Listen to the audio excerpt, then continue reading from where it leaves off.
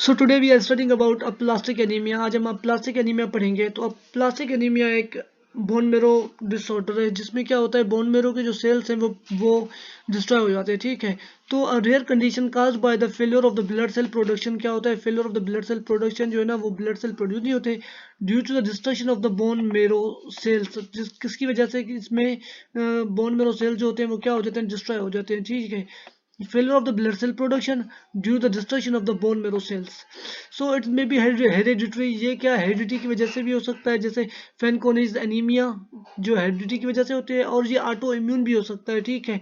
या वायरल भी हो सकता है, जिसमें क्या होता है, वायरल फॉर एग्जांपल HIV हो गया, और उसके बाद पार्बो वायरस एंड B19। और उसके अलावा it may result from the exposure to the toxins. और ये किसी टॉक्सिन के साथ अगर हमारा एक्सपोजर हो जाता है, ठीक है, किसी के साथ, तो उससे भी रिजल्ट हो सकता है। फॉर एग्जांपल ड्रग्स वगैरह हो गए, क्लिनिक सॉल्वेंट्स हो गए, या रेडिएशन हो गए, तो ये क्या करवा सकते हैं, अप्लास्टिक एनीमिया करवा सकते हैं। ठीक है।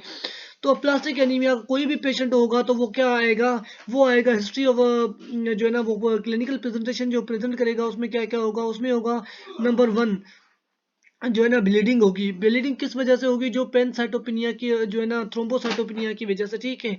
तो थ्रोम्बोसाइटोपिनिया मीन्स जो हमारे प्लेटलेट्स होंगे वो क्या होंगे, कम हो जाएंगे या डिस्ट्रॉय हो जाएंगे। ठीक है। तो वो क्या होंगे, डिस्ट्रॉय होंगे, क्या, हमारे प्लेटलेट्स। ठीक है। जिसकी वजह से क्या होगा, ब्लीडिंग होगी और एपिटेक्सिस भी होगी। ठीक है।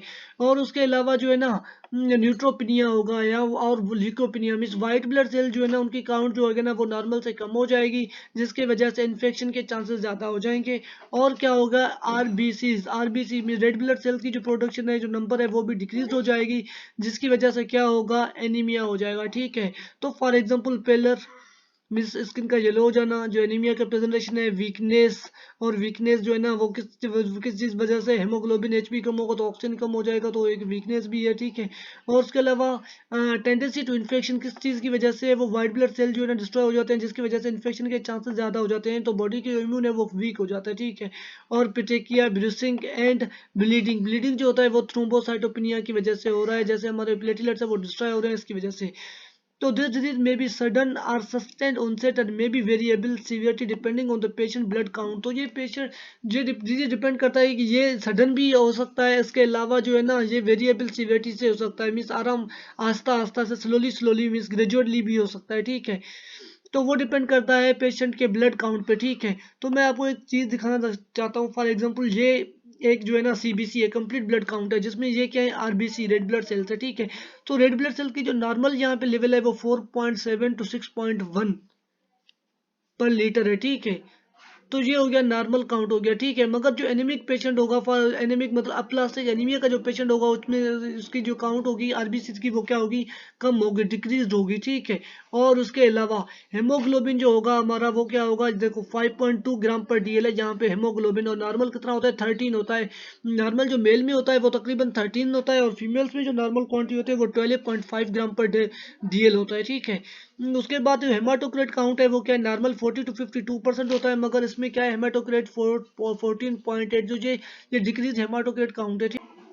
तो उसके बाद क्या है, WBC white blood cell count का कम हो जाना। ठीक है। जो normal white blood cell count होता है वो क्या होते हैं, 4500 टू 11,000 तक होते हैं। ठीक है।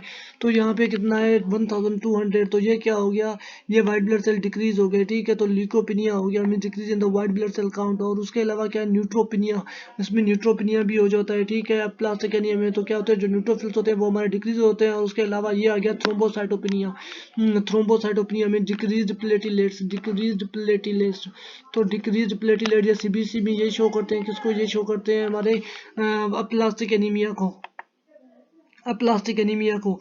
उसके बाद क्या है, डायग्नोसिस कैसे करते हैं हम प्लास्टिक एनीमिया को। तो डायग्नोसिस के लिए तो मैंने एक टेस्ट तो आपको बता दिया, एक टेस्ट क्या हो गया हमारा डायग्नोसिस के लिए, सीबीसी। क्या है, सीबीसी कंप्लीट ब्लड काउंट कहते हैं जैसे। ठीक है। तो ये हो गया डायग्नोसिस के लिए पहला टेस्ट। उसके बाद जो दूसरा टेस्ट है वो कौन सा है, वो है bone marrow biopsy. Bone marrow biopsy जो टेस्ट है वो क्या है, इसको कंफर्मेशन कंफर्म जिस टेस्ट से हम करेंगे तो वो क्या होगा, बोन मेरो बायोप्सी होगा, ठीक है। जिसमें क्या होंगे, हाइपोसेल्युलरिटी एंड स्पेस आक्यूज बाय द फेट। तो सेल्स जो है ना वो कम हो जाएंगे, और उसके अलावा क्या होगा, वो जो स्पेस होगा वो फेट से क्या होगा, रिप्लेस हो जाएगा, ठीक है। The differential include megaloblastic anaemia. मैंने आपको पहले भी बताया था कि अप्लास्टिक एनीमिया में भी macros MCV mean corpuscular volume increase होता है, और मेगलोब्लास्टिक में भी इंक्रीज होता है, ठीक है। तो इसके लिए हमें जो है ना डायग्नोस्टिक करना पड़ेगा, डिफरेंशियल डायग्नोसिस दोनों में करना पड़ेगा, किसमें, मेगलोब्लास्टिक एनीमिया में और अप्लास्टिक एनीमिया में। जैसे दोनों में जो है ना एलिवेटेड मीन कार्पस्कुलर वॉल्यूम में मीन। तो treatment of the plastic anaemia. तो प्लास्टिक एनीमिया में ट्रीटमेंट क्या होती है जी, क्योंकि प्लास्टिक एनीमिया में क्या हो गया, हमारे प्लेटलेट्स भी डिक्रीज हो गए, वाइट ब्लड सेल भी डिक्रीज हो गए, WBC decrease, okay, RBC decrease, platelets decrease, ठीक है। तो ये तीनों डिक्रीज हो गए, तो हमारा जो फर्स्ट ट्रीटमेंट होगा वो क्या होगा, हम ब्लड ट्रांसफ्यूजन भी कर सकते हैं, ठीक है। ऐसे पेशेंट में हम क्या करेंगे, ब्लड ट्रांसफ्यूजन करेंगे, ठीक है।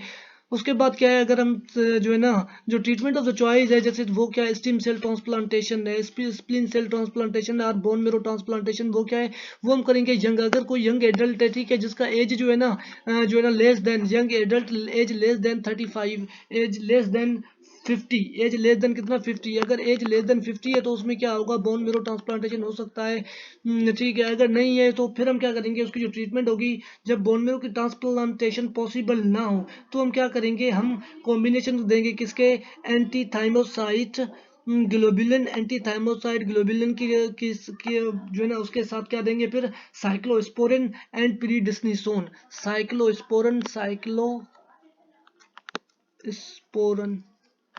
और उसके साथ क्या देंगे, प्रीडिस्निसोन, देंगे इसके साथ, ठीक है। और उसके बाद क्या है,